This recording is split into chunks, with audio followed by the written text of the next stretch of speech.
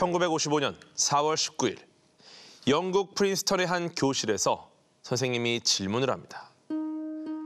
어제 무슨 일이 있었는지 혹시 아는 학생 있나요? 그러자 똑똑한 한 친구가 대답을 합니다. 어제 아인슈타인이 죽었어요. 인류 최고의 과학자로 손꼽히는 아인슈타인이 죽은 다음 날이었던 거죠. 그리고 그때 교실 뒤편에 앉아있던 조용한 한 남학생이 충격적인 말을 합니다. 저희 아빠가 아인슈타인 뇌를 가지고 있어요. 이 아이는 프린스턴 병원의 병리학자였던 토머스 하비의 아들이었는데요. 토머스 하비는 아인슈타인이 사망한 후 부검을 담당한 의사입니다. 그런데 이 토머스 하비라는 부검의가 아인슈타인과 유족의 허락도 없이 사망한 아인슈타인의 뇌를 훔친 겁니다. 하비는 이 뇌가 과학적으로 가치가 엄청나기 때문에 뇌를 연구해야 한다고 주장했는데요. 자기 마음에 드는 과학자들한테 뇌를 조각조각 떼서 연구용으로 나눠줍니다. 그리고 40년 넘게 아인슈타인의 뇌를 갖고 다닙니다. 너무 그로테스크하죠?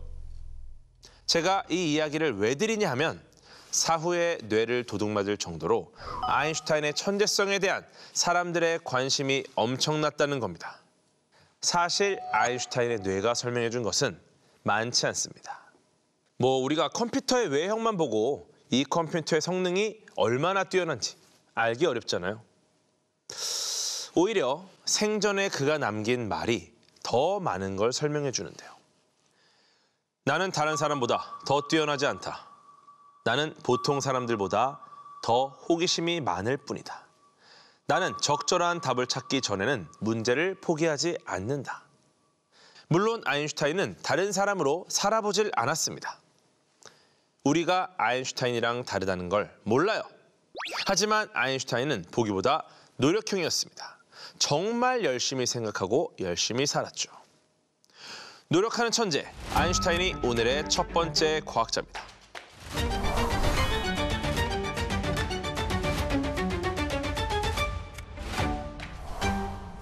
아인슈타인은 1879년에 독일의 유대인 가정에서 태어났습니다. 그러다 군대 문제로 독일 국적을 포기하고 나중에 스위스 시민권을 얻습니다. 아인슈타인은 스위스를 너무 좋아해서 나중에 미국 시민권을 얻은 후에도 스위스 국적은 포기하지 않았죠. 그리고 스위스에서 공대를 다니는데 워낙 마이웨이여서 교수님들한테 찍힙니다. 그래서 학계에 남기가 어려웠어요. 여러 직업을 전전하던 아인슈타인은 23세 특허국 직원이 되는데요. 주로 시계에 대한 특허를 심사하는 일을 했습니다. 아인슈타인은 여기서 일하면서 틈틈이 개인적인 연구를 많이 했는데요. 3년 후인 1905년 한 해 동안 논문을 무려 7편이나 발표했을 정도였죠. 그런데 그중에 4편이 아인슈타인을 싫어했던 사람들까지도 인정할 수밖에 없는 엄청난 논문이었습니다. 바로 특수상승 이론, 아인슈타인에게 노벨상을 안겨준 광양자 가설, 분자와 원자의 존재를 강력하게 지지한 브라운 운동, 그리고 질량과 에너지, 등가성에 대한 논문이었는데요. 현대 물리학의 시대를 열었다고 볼 수 있는 논문들이라 과학사에서 1905년을 기적의 해라고 부릅니다. 이때가 아인슈타인의 나이 26살이었습니다. 무명의 특허국 직원에서 세계 최고의 과학자가 되는 순간인 거죠. 그 후로 교수로 취임도 하고 1915년엔 일반 상대성 이론까지 발표하면서 거의 동시대에 따라올 사람이 없는 과학자가 되는데요. 하지만 이런 아인슈타인에게도 숙적이 있었습니다. 영화 오펜하이머를 보신 분들은 아실 이름인데요. 그 사람은 바로 닐스 보어입니다.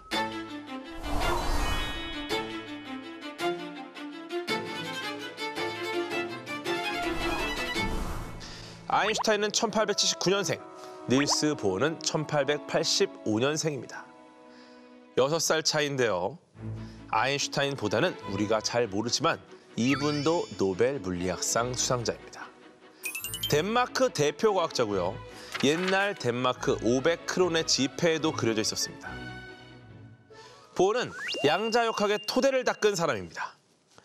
양자역학은 간단하게만 설명하면요. 눈에 보이는 세계의 물리법칙과 다르게 눈에 보이지 않는 원자나 입자 단위의 세계는 다른 법칙으로 작동한다는 겁니다. 닐스 보어는 양자역학을 밀던 학파의 수장이었는데요. 덴마크 코펜하겐의 학파다 해서 코펜하겐 학파라고 불렀습니다. 양자역학을 옹호했던 닐스 보어와 양자역학이 불완전하다고 생각했던 아인슈타인은 필연적으로 배틀을 할 수밖에 없었습니다. 그럼에도 둘 다 서로를 인정하는 선의의 라이벌 관계였는데요. 그럼 두 사람이 처음 만났던 순간으로 한번 돌아가 보겠습니다. 1920년 4월 베를린에 강연을 하러 갔던 닐스 보어는 막스 플랑크라는 과학자의 집에서 묵었는데요. 이때 플랑크의 소개로 아인슈타인과 처음 만나게 됩니다. 이때는 굉장히 사이가 좋았습니다. 아인슈타인은 보어와 헤어지고 이런 편지를 보냈습니다. 살아오면서 당신처럼 함께 있는 것만으로도 큰 기쁨을 주는 사람을 만난 적이 거의 없습니다. 여기에 보어는 이렇게 답장합니다. 당신 집까지 걸으며 나눈 대화는 평생 잊지 못할 겁니다. 야, 이거 뭐 러브레터 아닙니까? 둘의 인연은 이제부터가 시작이었는데요. 처음 만나고 2년 뒤인 1922년 12월 10일 같은 날에 노벨 물리학상을 수상합니다. 상을 받기 전에 둘은 또 한 번 애틋한 편지를 주고받았는데요. 먼저 보어의 편지입니다. 선생님의 엄청난 업적에 비하면 제가 이 상을 받을 자격이 얼마나 부족한지를 잘 알고 있습니다. 아인슈타인은 이렇게 답장했습니다. 당신의 편지는 노벨상을 받은 것만큼이나 저를 기쁘게 했습니다. 혹시라도 당신이 저보다 먼저 상을 받을까 두려웠다는 부분이 특히나 사랑스럽습니다. 이렇게 훈훈한 관계였던 두 사람은 그로부터 5년 뒤 과학사의 길이 남을 대결을 펼치게 됩니다. 지금부터 그 대결을 소개해드릴 건데요. 그 전에 먼저 하나 짚고 넘어가 보겠습니다. 바로 양자역학입니다. 양자역학, 단어만 들어도 머리 아프신 거 알고 있습니다. 그래서 단어부터 하나하나 뜯어볼게요. 먼저 양자가 뭘까요? 양자는 더 이상 나눌 수 없는 물리량의 최소 단위입니다. 즉 어떤 양이 정해진 알갱이 같은 녀석이고요. 엘리베이터를 예로 들면 1층과 2층 사이, 2층과 3층 사이에는 존재하지 않는 겁니다. 야, 너 몇 층 사니? 저 7.5층 사는데요? 이런 사람 없잖아요. 그러니까 이렇게 띄엄띄엄 불연속적으로 에너지가 있는 게 바로 양자역학의 특징입니다. 그럼 역학은 뭘까요? 역학은 물체 운동에 대한 학문입니다. 그럼 이 두 단어를 합친 양자역학은 무슨 뜻일까요? 눈에 보이지 않는 아주 작은 세계, 즉 미시 세계가 어떻게 작동하는지를 설명하는 이론입니다. 양자역학이 그럼 왜 필요하냐? 눈에 보이는 거시 세계에서 통용되던 물리 법칙이 거기선 통용되지 않는다는 걸 우리가 실험을 통해서 알게 됐기 때문이에요. 양자역학에서 정말 중요한 게 불확정성 원리라는 건데요. 독일의 하이젠베르크가 주장한 겁니다. 한마디로 미시 세계는 거시 세계와 달리 입자의 위치와 운동량, 이 두 가지 모두를 정확히 알 수 없다는 겁니다. 정말 쉽게 설명하면요. 아주 빠르게 날아가는 야구공 사진을 찍고 싶은 상황이에요. 셔터 스피드를 정말 빠르게 합니다. 그러면 야구공이 딱 찍힙니다. 하지만 야구공의 위치는 정확하게 찍히는데 얘가 그냥 멈춰 있는 것처럼 찍히는 거예요. 그러니까 어디로 가는지 알 수 없습니다. 그죠? 그렇다고 셔터 스피드를 느리게 하면 얘가 어디로 가는지는 알겠어요. 그런데 야구공이 너무 흔들리니까 정확한 야구공의 위치를 찍을 수 없다는 말입니다. 사진에서 위치가 정확하게 나오면 어디로 얼마나 빠르게 공이 날아가는지를 모르게 되고 공이 날아가는 속도를 알 수 있게 찍으면 정확한 공의 위치를 찍을 수 없게 된다는 뜻이죠. 이게 아주 쉽게 비유한 불확정성의 원리입니다. 마찬가지로 시간의 측정이 매우 짧은 시간 동안 진행되면 정확한 에너지를 측정하기는 어렵습니다. 심지어 매우 짧은 시간 동안에는 마치 에너지 보존 법칙이 깨진 것처럼 보이기도 할 정도입니다. 굉장히 쉽게 설명해 볼게요. 우리가 은행에서 돈을 훔치면 어떻게 됩니까? 강도입니다. 감옥 가는 거예요. 하지만 정말 짧은 순간 0.00001초 동안 훔쳤다가 다시 돌려놨어. 이러면 은행은 돈이 없어졌다는 사실조차 모르겠죠. 정말 짧은 시간 동안에는 마치 문제가 있는 것처럼 무언가 깨진 것 같지만 충분히 시간이 지나면 에너지가 결국 보존된다는 것입니다. 어쨌든 하이젠베르크나 닐스 보어 같은 사람들은 우리가 미시 세계를 정확히 관측하는 건 불가능하다. 이거는 관측 기술의 문제가 아니라 본질적인 문제다 해서 불확정성 원리를 주장한 겁니다. 이 정도로 간단하게 봤으면 이제 본격적인 대결로 들어가 보겠습니다. 1927년 10월에 벨기에에서 제5차 솔베이 회의가 열립니다. 솔베이 회의는 벨기에 유명한 화학기업을 세운 에르네스트 솔베이가 과학 발전을 위해 만든 학회입니다. 이때가 5번째로 열렸던 회의인 거죠. 이 회의는 여러모로 유명한데요. 아인슈타인을 포함해서 노벨상 수상자가 무려 17명이나 참석했기 때문입니다. 당대 최고의 과학자들이 양자역학에 대해 5일 동안 열띤 토론을 벌였는데요. 이 회의가 유명한 또 다른 이유, 바로 아인슈타인과 보어의 논쟁이 바로 이때부터 시작됐기 때문입니다. 이 둘의 논쟁은 두 학파의 대결이라고 보시면 되겠는데요. 보어는 미시 세계는 정확히 예측할 수 없고 오직 확률적으로만 알 수 있다라고 하는 불확정성 원리에 기반한 코펜하겐 학파였고요. 아인슈타인은 이 세상의 모든 것은 수학으로 완벽하게 예측할 수 있다고 주장하는 고전 역학파였습니다. 자, 그럼 아인슈타인과 보어는 왜 논쟁을 벌였을까요? 닐스 보어는 하이젠베르크의 주장에 따라 우리는 미시 세계를 정확하게 알 수 없고 다만 확률적으로 예측할 수 있을 뿐이라고 주장했습니다. 우리가 관측하기 전까지는 여러 가지 가능성이 동시에 존재하다가 관측을 하는 순간에 하나의 결과로 정해진다. 이렇게 생각했어요. 좀 더 쉽게 비유를 해볼게요. 만약 상자 속에 전자가 하나 있다고 가정해봅시다. 우리가 상자를 열어서 관측하기 전까지 전자는 모든 곳에 존재합니다. 전자가 여기에 있으면서 동시에 저기에도 상태, 이런 걸 중첩이라고 하는데요. 우리가 상자를 까보기 전까지는 전자가 어디 있는지 정확하게 모르지만 확률적으로만 알 수 있습니다. 그런데 상자를 까보는 순간, 즉 관측하는 순간 전자는 어떤 한 지점에 있게 됩니다. 너무 이상하죠? 현실에 이런 건 없잖아요. 응? 내가 상자 안에 공을 하나 넣어놨는데 그게 어디 있는지는 내가 상자를 열어봤을 때 정해진다? 그렇지 않잖아요. 눈에 보이는 거시세계에서 공은 원래 거기 있던 거잖아요. 그러니까 이런 중첩이라는 개념이 직관적으로 와닿지가 않는 겁니다. 과학자들도 그 당시에 이걸 받아들이지 않는 사람이 꽤 됐습니다. 그 똑똑한 아인슈타인도 못 받아들였어요. 그래서 이런 말을 하는데요.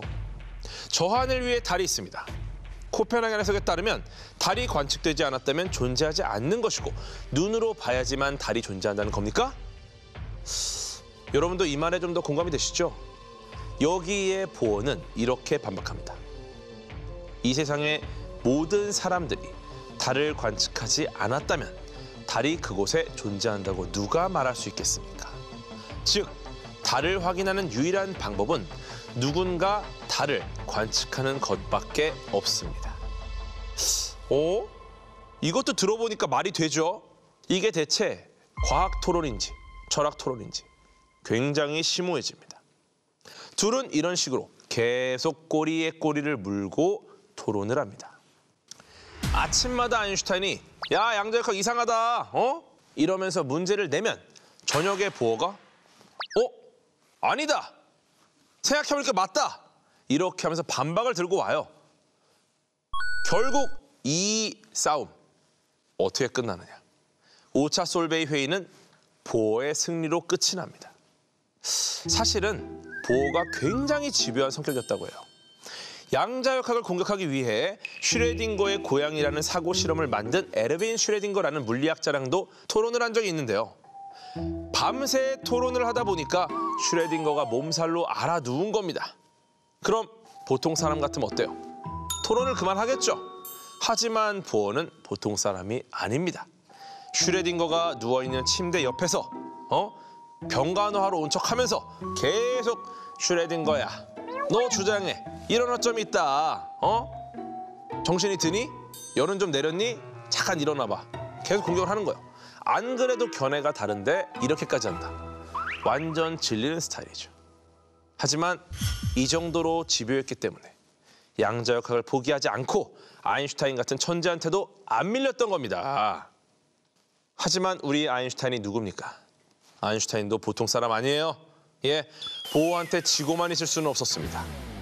3년 뒤인 1930년에도 6차 솔베이 회의가 있었기 때문에 무려 3년간 칼을 갈았죠. 아인슈타인은 이번엔 코펜하겐 학파의 불확정성 원리를 반드시 깨부셔야겠다고 생각했습니다. 근데 여러분, 오해하시면 안 되는 게 아인슈타인이 쪼잔해서 이렇게 집요하게 반박하는 거라고 보시면 안 됩니다. 아인슈타인은 과학이 어떤 인과나 필연이 아니라 확률이나 우연에 의해 지배되는 것을 걱정했어요. 양자역학이 맞다면 그야말로 물리학의 종말이라고 생각해서 사명감을 갖고 열심히 방어를 했던 겁니다. 야, 모든 게 우연이야, 그냥 확률이야, 이게 싫었던 거죠. 아인슈타인은 이런 주장에 반박하려고 뭘 했을까요? 상자 속의 시계라는 사고 실험을 가져왔습니다. 상자 오른쪽 면에는 작은 구멍이 하나 있고 창문으로 구멍을 막았다가 열었다가 할 수 있습니다. 상자 안에 있는 시계는 창문하고 연결이 돼 있어서 창문을 열고 닫는 시간을 정확하게 잴 수 있죠. 그리고 상자의 윗부분은 아주 민감한 용수철에 연결되어 있고요. 아랫부분엔 무게추가 달려 있습니다. 용수철의 길이 변화를 통해서 상자의 질량 변화를 알아낼 수 있는 거죠. 질량 변화는 박스에 달린 눈금자를 통해 확인할 수 있습니다. 자, 그럼 실험을 어떻게 할까요? 우선 상자 속에 빛 입자, 즉 광자를 한 개만 넣은 다음에 상자의 무게를 잽니다. 그 다음에 상자 속의 광자 하나가 빠져나올 만큼 짧은 시간 동안 창문을 열었다 닫습니다. 창문이 열려있던 시간은 상자 속의 시계가 잽니다. 그 다음 광자 하나가 빠져나가서 비어있는 상자의 무게를 잽니다. 그럼 광자 한 개가 밖으로 나갔으니까 상자가 전보다 가벼워졌겠죠. 그럼 광자 한 개의 질량을 구하는 것도 쉽게 가능하겠죠? 아인슈타인은 이 실험을 통해서 광자 한 개의 질량을 알 수 있고, 그러면 자기가 만든 그 유명한 E는 mc 스퀘어라는 시계에 대입해서 광자 한 개의 에너지도 알 수 있다고 했습니다. 또 시간을 쟀으니까 광자가 빠져나가는데 얼마나 걸렸는지도 알 수 있겠죠. 그럼 결론은 뭐다? 입자가 움직인 시간과 방출된 에너지를 동시에 정확하게 측정할 수 있다는 거죠. 불확정성 원리를 완전히 반박한 겁니다. 그죠? 아인슈타인이 맞다면 코펜하겐 학파가 틀린 거예요. 자, 그럼 우리 설명 중 보어가 이것도 바로 반박을 했을까요? 안타깝게도 못했습니다. 이때 회의에 참석한 다른 물리학자들을 붙잡고 보어가 이거 어떻게 반박해야 되냐, 이거 못하면 양자역학 끝장난다, 야 이거 좀 도와줘, 이거 안 된다, 이런 상황이었어요. 그런데 이 사고 실험의 논리가 너무 막강하다 보니까 다른 과학자들도 반박을 못한 거예요. 하지만 우리 집요한 보어 선생, 절대 포기하지 않습니다. 이 학회 중에 무려 12시간 동안 머리를 싸매고 고민을 한 거죠. 그리고 마침내 반박할 논리를 찾아내고야 맙니다. 재밌는 게 뭔지 아세요, 여러분? 보어가 이걸 반박하기 위해 썼던 여러 가지 무기 중에 하나가 아인슈타인의 상대성 이론이었다는 겁니다. 우리 인터스텔라 같은 영화를 보면 중력이 강한 행성에 가면 시간이 느리게 흐르죠. 그게 실제로 아인슈타인이 만든 일반 상대성 이론을 기반으로 한 겁니다. 일반 상대성 이론에 따르면 관측자 기준으로 중력이 약하면 시간은 빠르게 가고 중력이 강할수록 시간은 더디게 흐릅니다. 자, 그럼 이 이론을 상자 속의 시계에 대입하면 어떻게 될까요? 우선 처음에 상자에서 광자가 한 개 나가면 상자의 전체 질량이 줄어들겠죠. 근데 질량이 줄어들면 어떻게 돼요? 그만큼 상자에 작용하는 중력이 약해집니다. 그러면 여기서 시간이 흐르는 속도도 바뀌게 되고 시간이 일정하지 않으니까 어떻게 됩니까? 실험을 정확하게 할 수 있어요? 없다는 말이에요. 에너지를 정확히 측정한다고 쳐도 시간을 정확히 측정할 수 없기에 불확정성 원리가 충족되는 거죠. 야, 여러분, 아인슈타인 얼마나 속 터졌겠습니까? 자신이 만든 상대성 이론으로 반박을 하니까 여기서 더 반박을 할 수가 없는 거죠. 결국 이 두 번에 걸친 솔베이 회의에서의 논쟁은 보어의 승리로 끝났습니다. 아인슈타인은 솔베이 회의에 패배에 굴하지 않고 또 뭔가를 준비했습니다. 이번에는 혼자서 안 하고 뜻이 맞는 과학자들을 모았습니다. 두 명의 과학자, 보리스 포돌스키와 네이선 로젠과 함께 연구해서 논문을 낸 거예요. 이 논문은 EPR 역설이라고 불리는데요. EPR은 이 세 명의 이름에서 알파벳 첫 글자를 딴 겁니다. 6차 솔베이 회의가 끝나고 5년이 흐른 뒤인 1935년에 출판한 논문이었죠. 이 논문에선 양자역학에 나오는 양자 얽힘이라는 개념을 비판하는데요. 뉴스에서 양자 컴퓨터 같은 게 나올 때 들어보셨을 수도 있어요. 양자 얽힘이 뭐냐? 한 번 상호작용을 했던 두 입자가, 이게 중요해요. 상호작용이 있었던 입자끼리 얽히는 겁니다. 이 입자들이 서로 끈으로 연결된 것처럼 똑같이 행동하는 이상한 현상이 바로 양자 얽힘입니다. 사람으로 치면 마치 멀리 떨어진 곳에 있던 쌍둥이가 동시에 무언가 관련된 것 같은 행동을 한다는 거죠. 그런데 닐스 보어가 믿는 코펜하겐 해석에 따르면 이 양자 얽힘은 한쪽의 상태가 관측이 되면 다른 한쪽의 상태도 즉시 결정된다는 겁니다. 도대체 뭔 소린가 싶죠? 조금 더 쉽게 설명을 해볼게요. 두 개의 숫자가 각각의 상자에 있습니다. 이 두 개의 숫자의 합은 10입니다. 아시겠죠? 연결돼 있어요. 그렇게 정해져 있어요. 열어보기 전까지는 절대 속을 볼 수 없는 상자예요.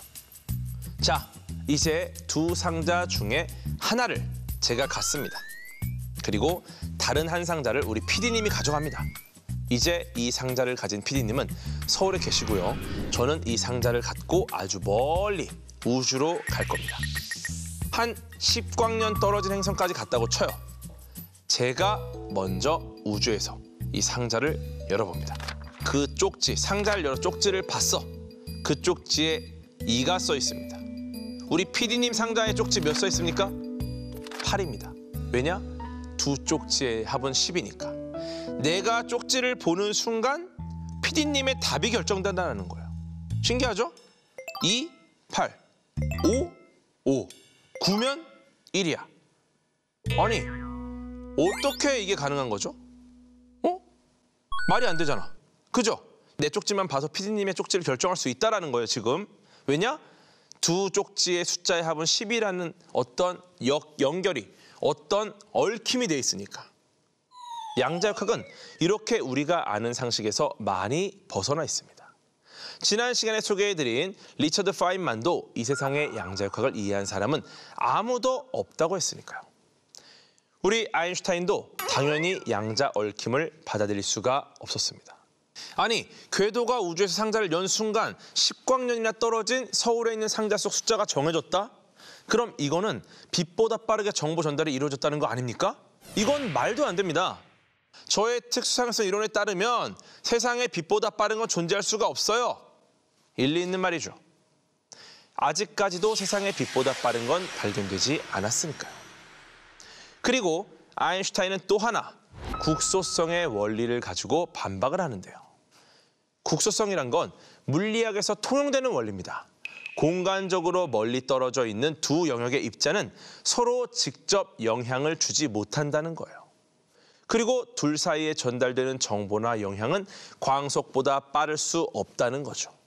이런 근거들로 아인슈타인은 보어의 코펜하겐 학파가 주장하는 양자역학이 불완전한 학문이라고 이야기했습니다. 그럼 미시세계는 어떻게 설명하냐? 했더니 아인슈타인은 이렇게 말합니다. 미시세계를 정확하게 설명하지 못하는 이유는 아직 우리가 규칙을 더 찾아내지 못했기 때문입니다. 그 규칙이 뭔지는 저도 잘 모르겠지만 저는 그것을 숨은 변수라고 부르겠습니다. 과학이 아직 덜 밝혀낸 게 있을 뿐이지 그게 양자역학은 아니다. 이 이야기죠. 이번엔 아주 오랜 시간 동안 누구 말이 맞는지 검증을 할 수 없었어요. 왜냐면 두 사람 모두 이론과 사고 실험을 기반으로 논쟁을 했기 때문이죠. 실제 실험이 없었던 거예요. 자, 여러분, 이쯤 되니 답답하시죠? 도대체 이 자강두천, 자존심 강한 두 천재의 싸움이 끝나긴 하는 건가 싶으시죠? 걱정 마세요, 여러분. 끝이 나긴 납니다.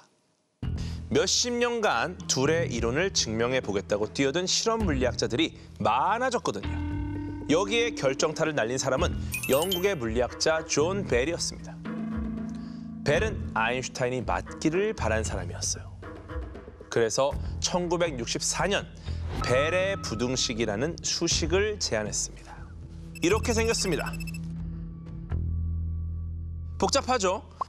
이 수식은 아인슈타인이 이야기한 숨은 변수가 존재하면 그 변수가 만족해야 할 조건을 표현한 건데요.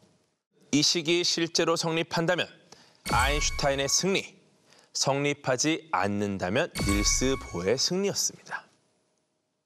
하지만 벨도 이 식을 만족하는 실험을 성공해내진 못했습니다. 그래서 그 이후 수많은 과학자들이 벨의 부등식을 만족시키기 위한 실험에 도전합니다. 그리고 1982년에 드디어 알랭 아스페라는 과학자가 실험에 성공합니다.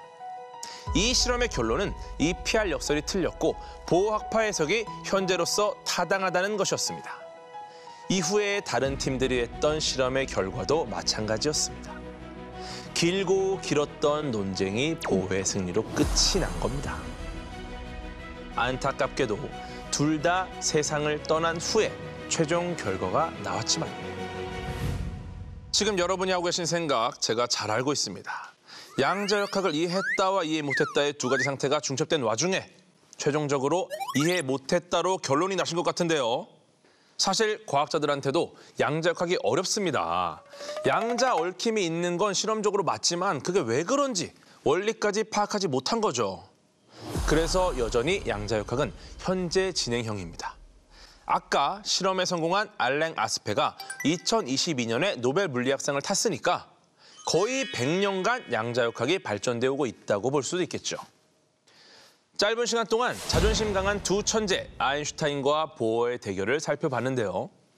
이 자강두천의 대결은 과학계에 많은 것을 남겼습니다. 먼저 입자는 관측되기 전까지 여러 상태로 존재하다가 관측하는 순간 하나의 상태로 확정된다는 개념이 현대 물리학의 핵심 원리가 됩니다. 지금 보어가 주장했던 것들이 현대 과학에 많이 응용되고 있어요. 특히 양자 얽힘 같은 경우에 양자 암호, 양자 컴퓨터 같은 걸 개발하는 데 활용이 되고 있죠. 그리고 둘의 논쟁은 물리학이 철학적인 질문을 외면하지 않게 해줬습니다. 실제, 리얼리티, 그러니까 실제로 존재한다는 것이 무엇을 의미하냐는 질문이 과학에서도 매우 중요하게 다뤄진 거죠. 여러분 어떠십니까? 우주의 모든 것들은 우리가 보든 말든 실제하고 우리의 관측은 거기에 영향을 주지 않는 걸까요? 아니면 우리가 관측했기 때문에 거기에 있는 걸까요? 안타깝게도 아인슈타인은 EPR 논문이 나왔던 1930년쯤부터는 주류 학계와 멀어집니다. 그 당시에는 양자역학이 대세로 흘러가고 있었는데 아인슈타인은 끝까지 그걸 받아들이지 못하니까 고집쟁이 뒷방 늙은이 취급을 받게 된 거죠. 자, 그러면 수년의 논쟁을 거치고 나서 아인슈타인과 보어의 사이는 틀어졌을까요? 아인슈타인이 환갑 무렵에 둘이 만났는데 아인슈타인 반응이 싸했다고 하죠. 하지만 두 사람은 과학사뿐만이 아니라 서로의 인생에 이미 너무나 큰 존재였습니다. 보어는 아인슈타인의 반대가 내 관념을 발전시키는데 굉장히 중요했다, 이렇게 평했고요. 심지어 주변 사람들 이야기에 따르면 아인슈타인이 죽은 후에도 마치 아인슈타인이 여전히 살아있는 것처럼 그와 논쟁하곤 했다고 합니다. 아인슈타인도 세상을 떠나기 1년 전인 1954년 보어에 대해서 이렇게 표현했습니다. 그는 끊임없이 진리를 찾아다니는 사람처럼 자신의 의견을 말했으며 자기가 현재 믿는 것이 항상 옳다고 믿는 사람은 결코 아니었다. 그만큼 보어가 열린 태도를 가진 사람이었다는 거겠죠. 이렇게 과학계에선 첨예하게 대립했지만 서로를 리스펙했던 두 사람, 굉장히 멋진 라이벌이었던 것 같습니다.